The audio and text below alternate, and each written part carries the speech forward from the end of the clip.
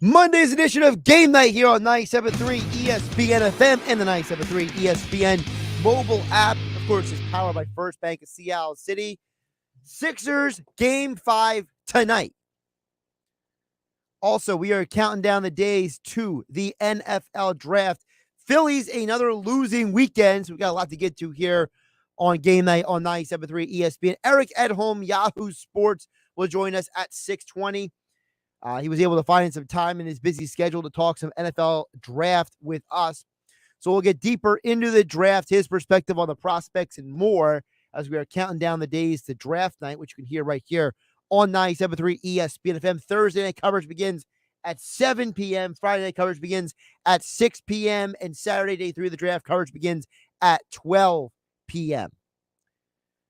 I will get to the Phillies news in just a bit as well. There is some Phillies news. It did come down a little bit earlier this afternoon. If you didn't see it already, over at 97.3 ESPN.com and on the 97.3 ESPN mobile app. But I want to get to the Sixers stuff first because I know there's a lot of people who might be overreacting a little bit after what we saw on Saturday night.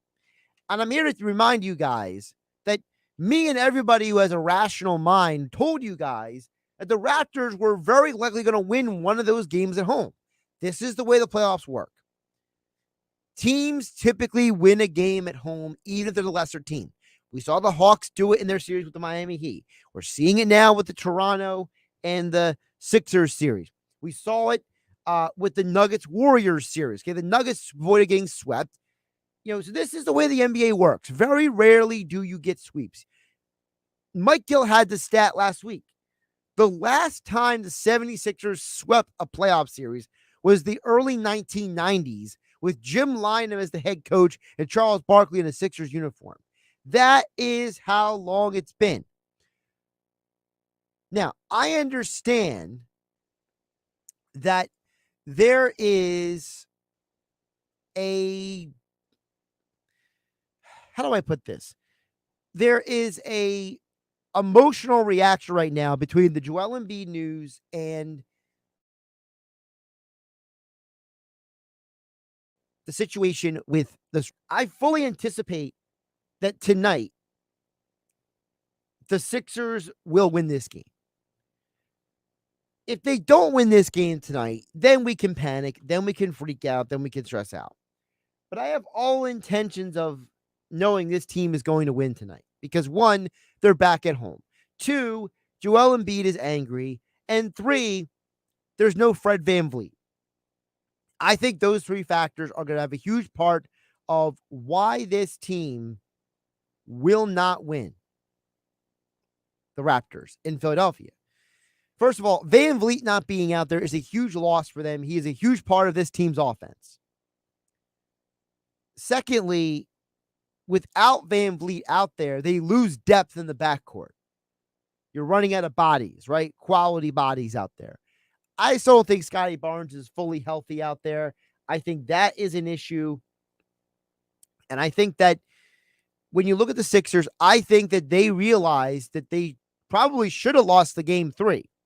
And Toronto just came back and they were desperate to not get swept on their own floor. They're professionals. They have pride in what they do. So the Sixers will probably win tonight, and Joel Embiid will have about 6 days off until he has to play again because we know that here's how the schedule breaks down for the NBA. Miami leads their series 3-1. Their game 5 is tomorrow night. And according to reports, the earliest there would be a game 1 between the Heat and the Sixers at this point in time, if both teams win their game 5, would be Saturday. Now, if for some reason Miami loses the game against Atlanta tomorrow night, then they would have to play again Thursday night, which means the game 1 will probably push back to Sunday or Monday. So either way, as long as you win and take care of business tonight, you are going to be allowing Embiid the rest. Now, you're not going to heal up a torn ligament in your thumb within 5-6 days, but at least you can bring down the inflammation, bring down the things that make it bother you more. When Embiid keeps grabbing his hand and checking his hand, it's because it hurts. Well, why does it hurt? Well, anatomically, there's something this thing called inflammation, right? The more you use something that is hurting, the more inflamed it gets. It's just basic science of the anatomy. So if you could bring down the inflammation, you're bringing down the pain, and you put Embiid in a position to at least be more effective in the coming games. So I fully anticipate the Sixers win this game tonight. I don't think that this is going to be a situation where Toronto's going to come into Philadelphia and run them out of the building. Or I think Toronto realizes they got their one win at home. They gave their crowd something to cheer about, and now they realize that they're not at home anymore. Typically, role players don't play as well on the road than at home, and I expect tonight the Sixers role players to be out there and do their job, have a good game, and I expect Philadelphia to win tonight. How they will win? Well, find out tonight, 8 p.m. Tom McGinnis on the call right here on your home for Sixers basketball here in South Jersey, 97.3 ESPN FM. I can't not talk about the Ben Simmons. There is something going on with this guy that I just don't understand if I can take him seriously or believe a single word he says. Apparently now Ben Simmons can't play because his back flared up the day after the Nets loss in Game 3.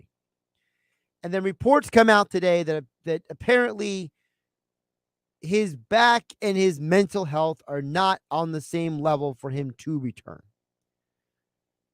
Look, I don't know Ben Simmons' situation.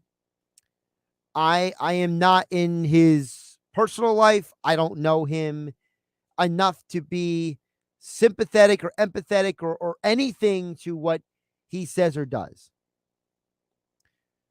But I think it's very glaring what Steve Nash said today to the media. Steve Nash told the media that he wasn't expecting Simmons to play anyway in Game 4. This is starting to feel all like a charade. This is starting to feel more and more like Ben Simmons is not playing because he's trying to exasperate the perception of him for his lawsuit against the Sixers to try to get back money. Now, part of the statement that came out about Ben Simmons had to do with his mental health. Again, I'm not in a situation. I don't know everything personally. But if you really believe that Ben Simmons is in a rational state of mind, you haven't seen what he's been wearing for the last few weeks on the Nets bench. I don't know if Ben Simmons is going through a midlife crisis. I don't know if he's taking advice from some Twitter person. I don't know if he has a new girlfriend that he's seeing on the side that's giving him fashion advice. I don't know if he's trying to find himself. But whatever is going on, yes, Ben Simmons needs to address his mental health. But I don't think he's going about it the right way. That is my opinion. That is my perspective. Because anybody who wears the stuff that he's been wearing the last few weeks on the bench while quote unquote rooting for his team is obviously not in a healthy state of mind. Ben Simmons, he's more interested in trying to be on the next cover of GQ than he is playing basketball. And if it's because his mental health is not in a good state, then Ben Simmons has a bigger problem than basketball. And if he's got a bigger problem than basketball, I don't want to see him on the bench with his teammates anymore. He needs to be somewhere else getting help. But if you're going to be on the bench, don't be a distraction. Don't be a flamboyant idiot. Look respectable. Look like you're there for your teammates and not to be seen by the cameras and social media. I am getting extremely uncomfortable when they keep talking about Ben Simmons' physical and mental hurdles. Professional athletes have the access to the greatest medical and other resources on planet Earth. These are billionaires who own these teams, who are investing millions of dollars in these athletes. These athletes, they want to fulfill the full potential of their contract. So these owners of these teams are going to make sure that their organizations are outfitted with the best resources for their investments, i.e., the player. Don't tell me that Ben Simmons is continuing to make his way through physical and mental hurdles to get back on the court when everything is telling me that he is not doing what you say he's doing. Why did you let him speak to the media on Friday for him to tell everybody that he was going to play, and then all of a sudden he wakes up on Sunday, my back hurts, I can't play. And then the next day, you're throwing out physical and mental hurdles. Don't tell me it's rain and then urinate on my head. That's what's going on here. Ben Simmons and the Nets and everybody who was with him is trying to tell you that there's nothing to see here, when there obviously is something going on here. There is not a single sign that points to all is well in Brooklyn land with Ben Simmons. And again, I don't know Ben Simmons personally. I'm not in his personal life, but actions speak louder than words. And the actions are telling me that Ben Simmons, whatever his issues are, they're not being handled correctly by him or anyone around him.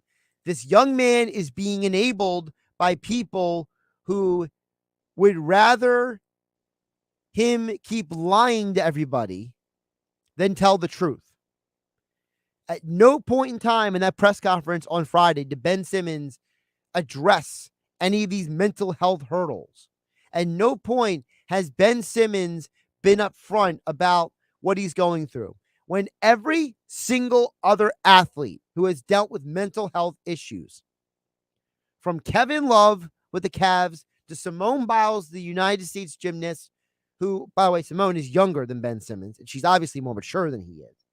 All of these athletes who have dealt with mental health issues and have talked about it publicly have all been very open and honest about what they're dealing with. They don't always give us details, but they're open and honest about it. At no point has Ben Simmons been open and honest about his situation. And until Ben Simmons is open and honest, then I don't trust this stuff you're calling rain on my head when all you're doing is urinating on my head. Josh and Nick here on Game Night on 97.3 ESPN FM and the 97.3 ESPN mobile app powered by First Bank of Seattle City. Of course, you can text in at 609-403-0973 is the text board. You also can DM the show through the 97.3 ESPN mobile app powered by First Bank of Seattle City. Before we hit the break, I did want to get to the Phillies news. If you didn't see it over at 97.3 ESPN.com and on 97.3 ESPN mobile app, Phillies did make a interesting roster move today. They sent Bryson Stott down to the Lehigh Valley, and they've recalled Roman Quinn. And the reason why I do want to get to this is because it's apparent that Alec Boehm has taken back the third base job. And I think between him and Camargo, they are well equipped to handle the third base situation. I think Bryson Stott might have been a little too much too soon. And I think that Stott is going down the minor leagues to make sure he gets the required amount of at-bats for him to improve as a baseball player. I think that he had a great amount of success in the first few games. He hasn't done much since. And I think that going to the minor leagues is what's best for him to get some at-bats. But there's another side to this. Notice they're calling up Roman Quinn. The Philly center field situation is a disaster.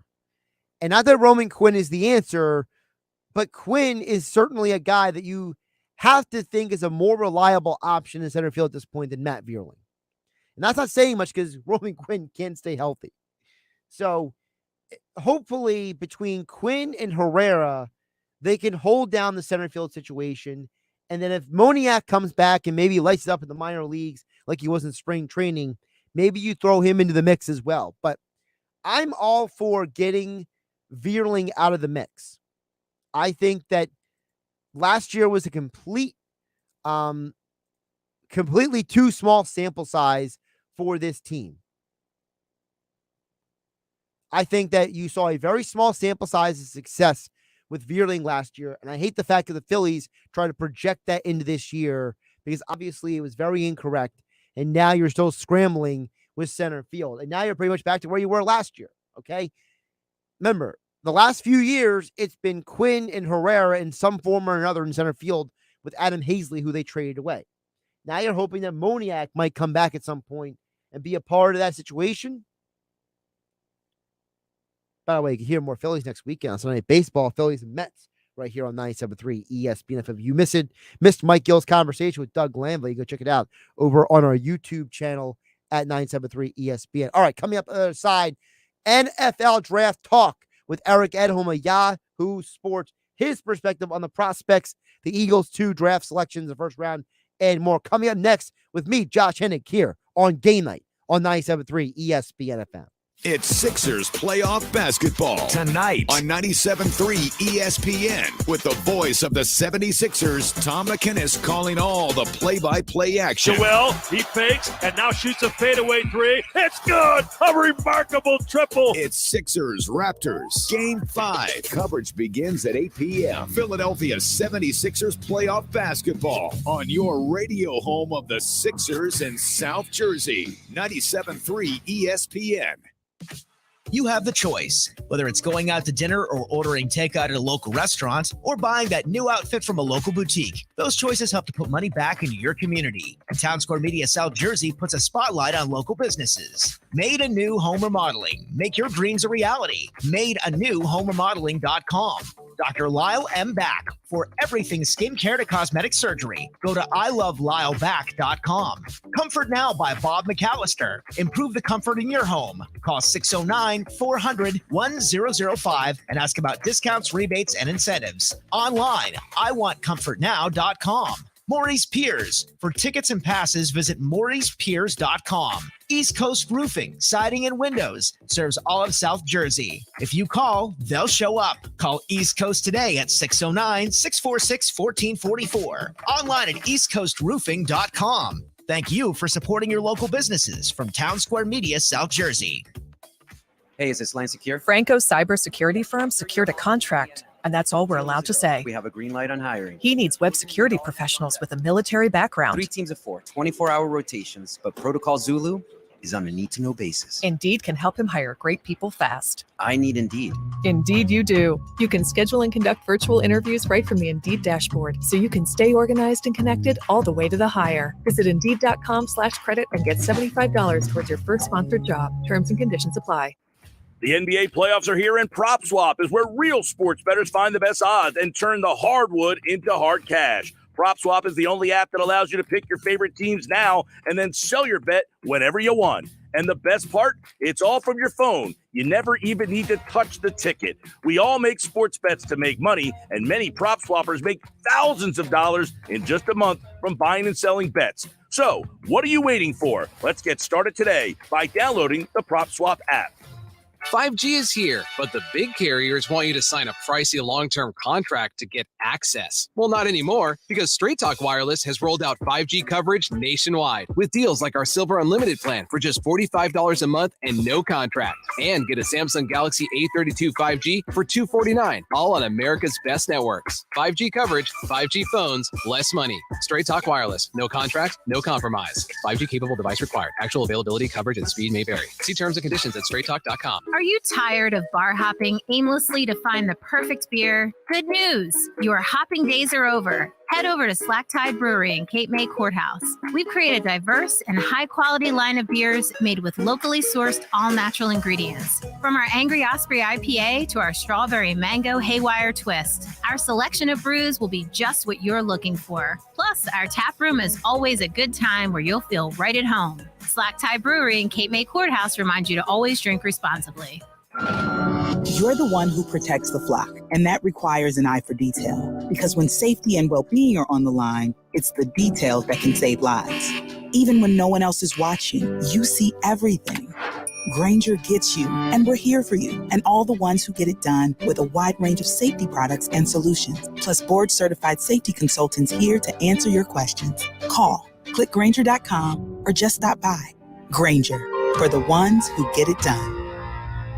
Spring into savings all month and spring out of that car you hate at Matt Blatt Kia in Egg Harbor Township or Toms River. We'll take any trade, any make, any condition, even if you're stuck in a loan or lease. Matt Blatt Kia can get you released. Do you have a job? Do you clear $350 per week? You could be approved with 0 down and low interest rate financing on every clearly marked new Kia in stock. And remember, we have new Kias arriving daily. Just because you don't see it on the lot doesn't mean you can't be driving your new Kia home tomorrow. So bring any trade to Matt Blatt Kia, even if you owe thousands more than it's worth. And don't forget, you can't make a mistake with our 4-day love it or leave it return policy. It's gotta be a Matt Blatt Kia. Offers with approved credit through Kia Motors Finance. Not all will qualify. Go to mattblattkiamj.com for complete details. Expires 5/8/2022. Matt Blatt Kia, 6211 Black Horse Pike, Egg Harbor Township. And now on Route 37 in Toms River. You're listening to Game Night with Josh Hennig on 97.3 ESPN and the free mobile app. NFL draft coverage begins this Thursday night here on 97.3 ESPN FM. Games or day 1 coverage at 7 p.m., day 2 coverage at 6 p.m. here on 97.3 ESPN FM and the 97.3 ESPN mobile app, powered by First Bank of Sea Isle City. We'll get to your thoughts and comments in just a bit over on the text board at 609-403-0973. But right now, we're going to dig deeper into the NFL draft. I'm glad we were able to get him on. I know it's a busy time of year for him. Eric Edholm from Yahoo Sports joins me right now on the phone here on 97.3 ESPN FM. Eric, how you doing today? Oh, man, I'm riding on pure emotional high right now. I'm just trying to get a fight through the next few days, sap up whatever energy I can, and power through the weekend. But it's an exciting time, man. This is the weekend for hope. That's the NFL draft delivers. Well, I'm glad you used the word hope, because I feel like a lot of people are a little confused because, going into the weekend, the betting favorite was Aiden Hutchinson for the number 1 overall pick. And now all of a sudden, Travon Walker has flipped the script. And I'm starting to wonder, after what Trent Baalke said, are the Jags really that open with the first overall pick? Is someone manipulating this situation in the media? Like, is Walker really in consideration for the first pick, or do you think this is all a smokescreen during smoke season? But a smoke screen for what? And I'm not questioning you, because I've heard this from multiple people. I mean, unless they feel like there's, Baalke also said that he hasn't gotten a single trade call yet. So, I mean, I don't know if he's trying to generate. Here's what I know. Here's what I can tell you. I believe Trent Baalke wants Walker. We'll put that to the side for a minute. Okay. I believe Shad Khan, the owner, prefers Hutchinson. And that matters, whether he's a scout or not. He's the owner. He can top rope the GM if he really, really wants to. Typically, he's sort of stayed out of football business, except for big decisions like head coaches. But this is a big one, right? Last year was a slam dunk. This is a 3-point shot, right? There's a degree of difficulty with this pick that's higher than last year. And I don't know where Doug Peterson sits, but I wouldn't be shocked if he's kind of, kicking the chair and reminding these guys, hey, we still could use offensive line help, even if we re-sign Cam Robinson, even if we like Walker Little. So I'm not saying it's necessarily a 3-horse race right now. Ultimately, at the end of the day, the buck stops with one of those men, probably Baalke or the owner. But I think that the decision is expected to be made Wednesday morning when they kind of conclude their final pre-draft meetings and sit down in Khan's office and hash it all out. But right now, I mean, the wave has been coming for a little bit. It just seemed like it took a little while to get here. You look off in the distance, and his combine workout certainly changed the vector, I think, for Walker. Not that Hutchinson was bad. It was just that, wow, okay, here's a 272-pound guy running a 4.5 and jumping out the building and moving exceptionally well in drills. And it's, this kid could be Solomon Thomas, or he could be, the next scheme wrecker. Who knows, right? I don't think he's Myles Garrett, but maybe he's a notch below that. So they're betting on traits, and that's what Trent has typically done in the past. So that's kind of where I'm leaning right now. You mentioned 3 very different players, though, there. Walker from Georgia, Hutchinson from Michigan, but also Evan Neal is a guy who's been talked about out there from Alabama. How do you organize those three guys? Because I feel like every person listening to Sound of My Voice has heard somebody throw those names at them, but maybe not every person listening understands how each of those guys projects to the next level.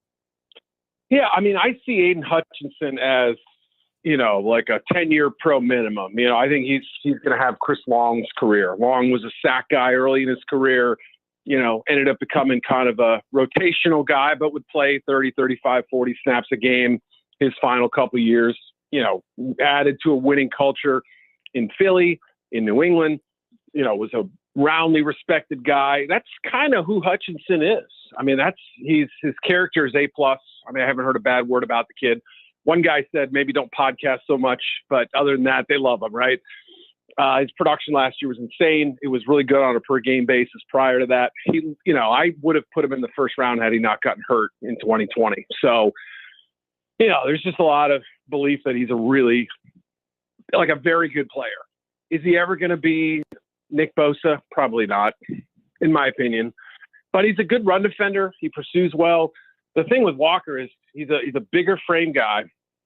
He's quicker and faster, at least by the time speeds. He wasn't asked to rush the passer typically. He was a 3-4 lineman. He was a 4-eye or a 5 technique, basically occupying blocks, shutting down the run, freeing up lanes for the linebackers. So you can understand why 6 sacks looks unimpressive, but at the same time, you got to know what his role was. Those other guys were rushing the passer. So, that's part of it. And I think there's a belief he could be a much better pro than he was in that system in college.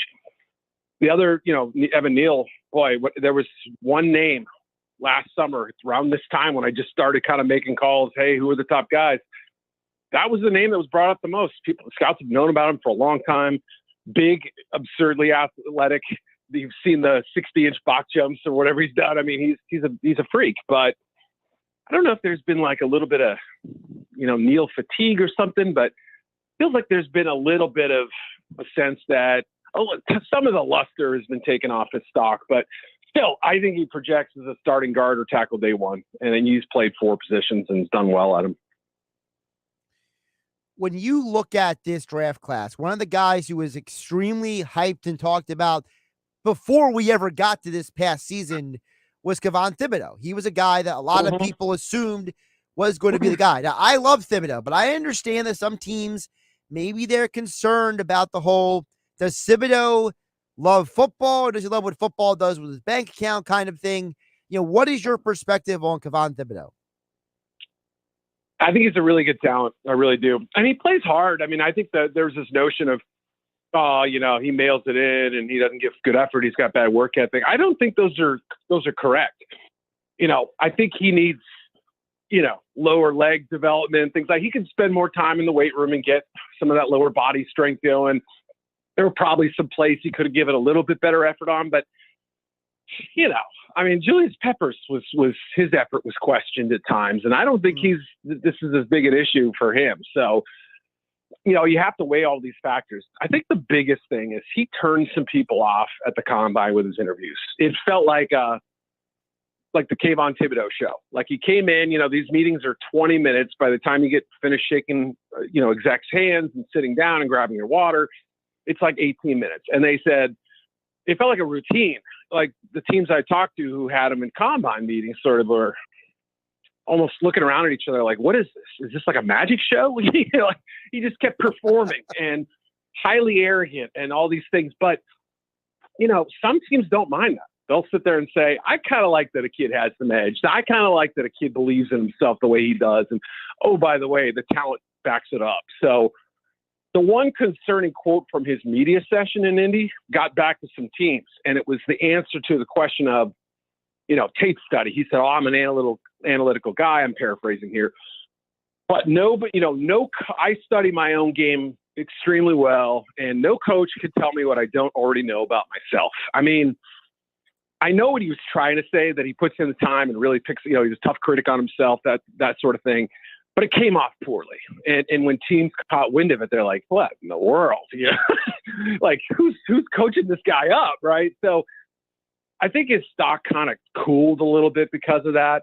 You know, his workouts were pretty good. I don't know that he was this freaky, you know, unbelievably explosive athlete. I think they were maybe a little disappointed with some of that, but that's not a reason not to draft him. But, you know, when you get down to splitting hairs and tiebreakers and, you know, somebody who's viewed as a little bit more of a safer prospect, isn't going to rock the boat, you know, doesn't come in feeling like he knows everything. I mean, there might be a case for another player. So I still think he ends up going 7, 8, you know, so 9, somewhere in that range if I had to guess.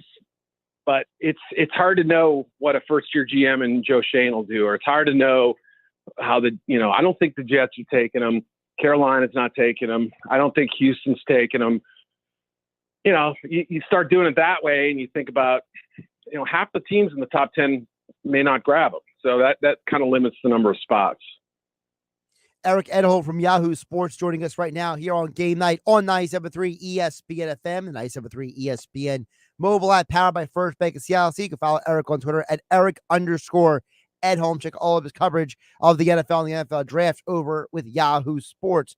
Eric, there's a lot of talk right now, the Deebo Samuel stuff. There's speculation out there that, you know, it's going to take 2 first-round picks to get him.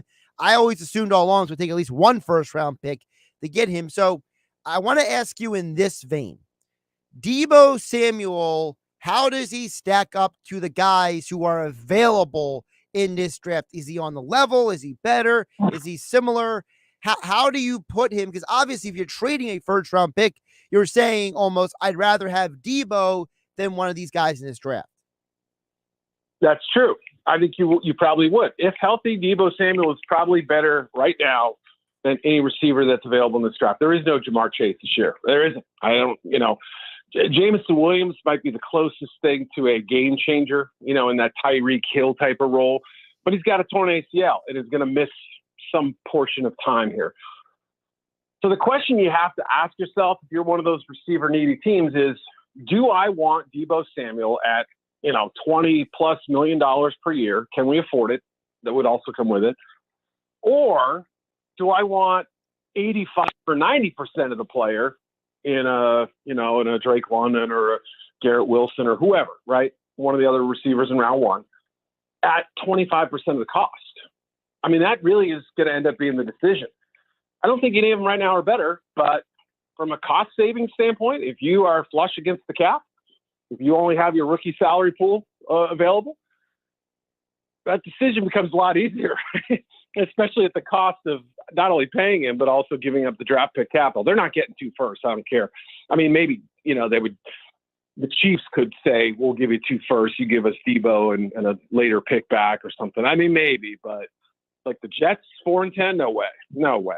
There's no way Joe Douglas makes that trade. I'd be floored if he sent 4 and 10 or 10 and next year's 1 for Deebo. It just doesn't feel right to me. I could be wrong, but you know, that's kind of how I look at it. So there's a serious financial aspect here that must be explored and weighed heavily into the equation. Let's get to specifically the receivers. Jameson Williams is a guy that's being speculated that a lot of teams are looking at, even though he's coming off the injury. You know, you have different guys. You mentioned Drake London. He's a guy, there seems to be a lot of conflicting opinions out there about him.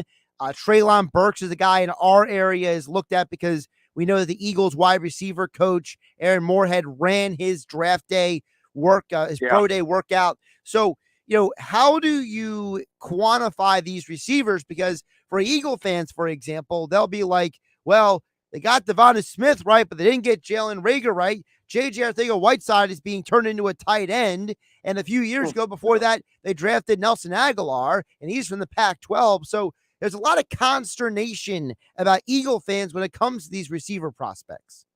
Yeah, I don't blame you, right? They've spent a lot of capital and gotten some returns, but not the ones that they expected necessarily other than Smith, right? And so it's kind of come in a strange way. And, oh, by the way, they still need help there. I mean, Burks, I don't know. I'm having a hard time in seeing it in Philly. To me, there's too much of the same factor that has held Jalen Reagor back. what did he do in college? He was kind of schemed up touches, wasn't he? Right? He ran punts back. He was an option quarterback. He'd take the wildcat snaps and whatever. They'd throw him quick hitches and screens. He'd line up in the slot a lot. So there was a lot of, it was like, we're going to just put you in a spot and you do this one thing and we'll get you the ball. And I don't know, the team sort of explored, or, certainly the Eagles, you could question whether they understood what his limitations were as a player in terms of grasping the full playbook and understanding adjustments and things like that, and the art of route running and all that. So that question still exists with Burks, I think. And that is what could lead him to slip a little bit. London had the ankle. He was the guy that before the injury was catching 11 balls a game. It was insane. It was like, anything 3rd and 4 or longer, you knew who they were going to, and he would still catch it. There's something about that alpha mentality that really endears me to him, or him to me, I guess. But yeah, I think he's going high. I wasn't sure. I knew that there were a couple teams that liked him more in the middle of the first round, but there's a top 10 team that likes him. I think Atlanta's a possibility at 8. They went to the pro day, his delayed pro day. He wasn't able to run at the original one. Ran well, didn't run a 40, but he moved well out in the field. They met with him after that. They're one of the teams that's involved. The Commanders supposedly have done a lot of late work on him as well. So Washington would be in play, I think. Although I think Kyle Hamilton is a possibility for them. Maybe one of the Ohio State receivers. So, it's like, it's a good receiver class. Don't get me wrong. But when you do kind of drill it down a little bit with the injury factor with Williams, with London, with John Mechie, with Justin Ross, with plenty of other guys down the road, I mean, you could poke some holes in it. It's deep, but I don't know that it's exceptional at the top like we've seen the last couple of years. Eric, 2 more position groups I want to ask you about before I let you go.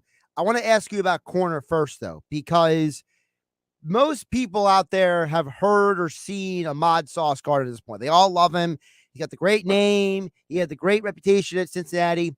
But the other prospects, I feel like there's a lot of interesting conversation about, because Derek Stingley, what are people's perspective on him? Andrew Booth. Mm-hmm. I hear some people love him, some people don't love him as much. Trent McDuffie, he's an interesting prospect. Edholm from Florida. How do you measure these guys? Because, for example, Philadelphia, they need cornerback help. Dallas Cowboys, they need cornerback help. You could probably argue the entire NFC East needs secondary help in this draft. So how do you tier, how do you gauge these cornerbacks? Yeah, I mean, I think it's there's a drop off, to where you're saying, okay, I don't feel as good about the class as I once did, and I didn't maybe appreciate how steep it was, because while there are some interesting players who could go on day 2 and 3, I think the sense that I've gotten talking to teams, the ones making the picks, the ones who really know, after Gardner, McDuffie, Stingley, Booth, depending on who you talk to, some people don't love him, like you said. Then you come to some questions. I like Kyler Gordon a lot. I think I would take Gordon over Edholm if I had the choice. Not quite as long, not quite as fast, but I think a far more instinctive player. Edholm worries me a little bit. I think he'd be good zone corner, kind of a physical guy, physically blessed in a lot of ways. I will say this. I think it'll shock people how high Stingley goes. Gardner's not going to last long either. I don't know who goes first, but I think it starts at 3 with the Texans. Corner is a position they will look at. I don't know that if they pull the trigger, but because offensive line would be a temptation. But I think those guys could go off in the top 5 or 7 picks easily. I wouldn't be stunned by that. McDuffie's a harder one to place because certain teams will say, wow, sub 30-inch arms. Yeah, he's a tough kid. Yeah, he's smart. Yeah, he's super competitive. But, how many Casey Haywards are there in the league? How many truly undersized guys with that arm length can play on the outside and have sustained success? Because once you lose your speed and you're short and you don't have the long arms, what are you at that position? So I love the player. I really do. But I understand the limitations and the hesitation there. So, Booth, I think he's he's still maturing a little bit, and as a player and, some of the character stuff. He's not a bad kid. I just think there are some people who feel like he's young. And so you're going to have, maybe a good veteran locker room or a position coach who kind of, takes him under his wing and that sort of thing. He's got talent. I mean, he really could end up being, an AJ Terrell type of player where we look back and say, wow, he went, 29th or whatever and be surprised by it. But yeah, there's some fool's gold in this corners class. I think that's what worries me a little bit is there's some trapdoors that could make it look pretty on the outside, but not quite as good as we thought. Before I let you go, obviously the position group that gets the most attention, the most media pub is quarterback. And I want to position it to you this way. We all know who the names are, right? It's Pickett, it's Willis, it's Corral, it's Ritter. For the people who want to go deeper, it's Sam Howell and Carson Strong, right? Mm-hmm. But what is the fair expectation for this group? Because I feel like we know every year somebody reaches for a quarterback. It's been going for as long as people have been watching the draft. So how much do you think guys are going to be reached on, and how much of it are people going to maybe overanalyze these guys to the point where when we talk next year, Eric, we're going to be like, we all knew that this guy shouldn't have been XYZ and people overrated him anyway. Yeah, it's a good question. I mean, you could argue that, the first quarterback that goes off the board will be a reach just because of what we know about them now and how it is going to be such a projection, or you're taking Pickett and you're saying, I like the higher floor quarterback. I need somebody to start right away. So I would argue probably the first quarterback to be drafted will be, a reach by all definitions. And then the last one of the top four, will probably come shortly after the third quarterback. So I guess what I'm saying is I think there'll be a little bit of a panic, like, oh, we haven't drafted a quarterback yet. We got to, Matt Corral's still out there. Let's grab him, that sort of deal. So if I had to guess, it would probably go Willis, Pickett, Ritter, Corral, and then Howell. Carson Strong's got some knee issues. I don't think he'll get taken in day two. But yeah, I don't think Carolina's at play at 6. I don't think they'll be the team doing the reaching. I think they're going to end up going tackle unless there's a big, 3 guys go off the board before their pick. Seattle has been mentioned as a Willis possibility. Boy, wouldn't that be fun, right? I mean, even with Drew Lock, part of that trade, I can't imagine that they're all in on him. So Willis would be fascinating there. Ultimately, I'll probably go a different position, but I think that's where it starts outside of trade up possibilities. And then we see how far they go. Could one of them just fall to Pittsburgh at 20? Maybe. Do the Saints change their mind and say, no, we actually might end up taking one of these guys if one's available at 18? Maybe. I mean, it's really hard to slot them right now without knowing A, where the first domino goes, and B, what trade opportunities there might be. So I've heard Corral with Atlanta, Seattle. Howell's had some private workouts. He could be in play with, one of these other teams as well. I would say he has a chance to be the fourth quarterback taken, though, if I had to guess. He is Eric Edholm from Yahoo Sports. Follow him on Twitter at Eric_Edholm for all your NFL and NFL draft analysis. Check out all the work over at Yahoo Sports, of course, on the Yahoo Sports app. Eric, appreciate you jumping on all the insights today. Awesome, man. Thank you. Josh Hennick here on Game Night on 97.3 ESPN FM and the 97.3 ESPN mobile app, powered by First Bank of Seattle City. I see text over at 609-403-0973. I see DMs on the 97.3 ESPN mobile app. I'll get to all you guys on the other side, and we'll wrap up the hour. Sixers basketball tonight at 8 p.m. NFL draft first round this Thursday at 7 p.m. is the coverage here on 97.3 ESPN FM. With the 15th pick in the NFL Draft, the Philadelphia Eagles select. The NFL Draft is coming to 97.3 ESPN this Thursday. The Eagles own 2 picks in the first round. Keep it locked to the Sports Bash for expert opinions and analysis to find out how it all unfolds. The 2022 NFL Draft, exclusively on your play-by-play home for Philadelphia Eagles football. 97.3 ESPN. Coverage begins at 7 p.m. With GMF financing, approved credit excludes Corvette. This just in. Right now, Bennett Chevrolet is paying a minimum $8,000 for any trade. That's at least $8,000 for any trade, running or not. Bennett is doing it again. Want $8,000 for that old rotted out rat trap? Just drive it, push it, tow it to Bennett Chevrolet for a minimum $8,000 towards any pre-owned vehicle in stock. Got a good trade? Well, if we're paying a minimum $8,000 for total junk, imagine how much more you'll get for a good quality trade. Looking for new? There's no beating Bennett, because unlike other dealers, we're not selling over factory sticker. And there's 0% available financing. Plus, if you're stuck in a lease, bring it to Bennett. We can get you out early. Any make, any model. And remember, Bennett will buy yours even if you don't buy ours. Stop in for a quick quote. No pressure or obligation, because our non-commissioned sales staff is paid based on your satisfaction, not how much you spend. Find new roads at Bennett Chevrolet, Egg Harbor Township, and BennettChevy.com. By now, you know that sound. It's the sound of the Home Depot.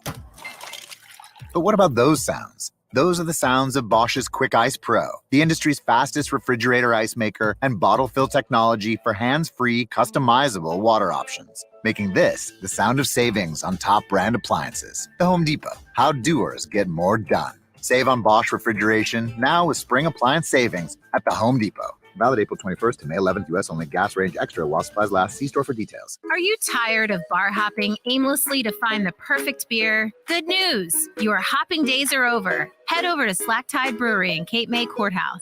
We've created a diverse and high-quality line of beers made with locally sourced, all-natural ingredients. From our Angry Osprey IPA to our Strawberry Mango Haywire Twist, our selection of brews will be just what you're looking for. Plus, our tap room is always a good time where you'll feel right at home. Slack Tide Brewery in Cape May Courthouse reminds you to always drink responsibly. Welcome to Allstate, where you can really control your savings. Because when you drive less, you save more with pay per mile. So you're really in control of your savings, only paying for the miles you drive. Yeah, life is good when you're in the driver's seat. Allstate. Here, better protection costs a whole lot less. You're in good hands with Allstate. Click, call, or visit allstate.com to save today. Not available in every state. Savings vary, subject to terms, conditions, and availability. Allstate Fire and Casualty Insurance Company, Norfolk, Illinois. The NBA playoffs are here, and PropSwap is where real sports bettors find the best odds and turn the hardwood into hard cash. PropSwap is the only app that allows you to pick your favorite teams now and then sell your bet whenever you want. And the best part, it's all from your phone. You never even need to touch the ticket. We all make sports bets to make money, and many prop swappers make thousands of dollars in just a month from buying and selling bets. So, what are you waiting for? Let's get started today by downloading the PropSwap app. This is a metaphor for your business's journey. Sometimes it feels like you're going 100 miles an hour, barely keeping up. But to cruise through challenges, you need someone who's right there with you. That's what Dell Technologies advisors do. They have the Windows PCs and tech advice you need to get past whatever's in front of you and get where you want to go. Call an advisor today at 877-ASK-DELL. That's 877-ASK-DELL. A start to a simpler experience with Windows 11 Pro. Spring into savings all month and spring out of that car you hate at Matt Blatt Nissan. Oh yeah, it's on at Matt Blatt Nissan. It's on at Matt Blatt Nissan. Bring any trade, any make, any condition. Even if you're stuck in a loan or lease, AJ the Trade Man can get you released so you can drive home in your new Nissan today. Just because you don't see it on the lot doesn't mean you can't drive it home tomorrow. With 0 down and 0.9% financing on every new Nissan. New 2022 Titan trucks. $5,000 off. Plus, AJ the Trade Man will get you more for your trade so you can drive a brand new Nissan. And of course, the Matt Blatt Nissan Peace of Mind. 4-day love it or leave it return policy. Only at MattBlattNissan.com. On approved credit, negative equity will be refinanced with a new vehicle plus tax tag and $479 doc fee. Offers can't be combined. 0.9 for 36 months selling price. Call 877-289-6670 or go to MattBlattNissan.com for complete details. Offer ends 5/6/2022. It's on at Matt Blatt Nissan. The Black Horse Pipe. Egg Harbor Township. Now, more Game Night with Josh Hennick on 97.3 ESPN and the free mobile app. Game Night being brought to you by AC Airport. Plan your next vacation now and create memories that last a lifetime. Start with nonstop flights from Atlantic City to Boston, Atlanta, San Juan, and Miami. Book your low-cost flight today at spirit.com. Let's get your texts and thoughts in here. Of course, text board is open at 609-403-0973. Also, you can DM the show through the 973 ESPN mobile app powered by First Bank of Sea Isle City. Tom from Margate chimes in and says, hey, Josh, I like your urination analogy. Well, thank you, Tom and Margate. About Ben, his problem is ego and selfishness. He's not a gamer. That's from Tom and Margate. Salute. Yes, salute to you, Tom and Margate. Here's the thing with the Ben Simmons stuff. You know, I don't even know how much is genuinely ego and selfishness because I don't even think Ben Simmons understands what those words mean. You know what I mean? Like, here's what I mean by that really quick. I don't think Ben actually is getting the help he needs. They keep talking about mental health, but I don't think Ben himself understands that what he is saying and doing doesn't add up. I don't think Ben understands that what he is saying and doing, how it's perceived. I think he has no comprehension, no self-awareness. I think it's apparent in his actions and his words. And I think that the problem isn't Ben's ego and his selfishness, Tom Margate. I think the problem is Ben doesn't understand his ego and his selfishness. I don't think Ben understands what being a gamer is. I don't think Ben understands that people perceive him as this immature baby. Ben's biggest problem is that for someone who's supposed to be getting mental health help, he's not aware of anything, or he's being purposely negligent of those things. You know, one of the biggest things, you know, in terms of, you know, mental health or new age enlightenment is you must understand oneself, right? You must be in touch with yourself. You must understand that you have a problem and learn how to handle it. I don't think Ben has done any of those things. That's why I just genuinely question everything that's going on. I just call BS on all of it. Message here says from text board at 609-403-0973, what do the players in the NBA say about him?